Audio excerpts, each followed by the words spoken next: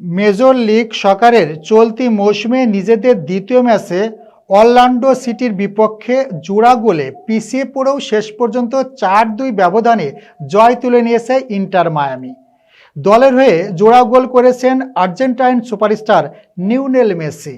এদিন ম্যাচের ১৮তম মিনিটেই অরল্যান্ডোকে এগিয়ে দেন মার্কো পাশালিক। ২৪ মিনিটে মার্টিন ওজেন্ডা ব্যবধান দ্বিগুণ করলে বিপদ আরও বাড়ে মায়ামির।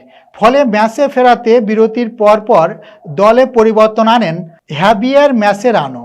বিরতির পর ৪৯তম মিনিটে বক্সের বাইরে থেকে ২০ বছর বয়সী আর্জেন্টাইন তরুণ সিলভেত্তির অসাধারণ এক শটে ব্যবধান কমায় মায়ামি।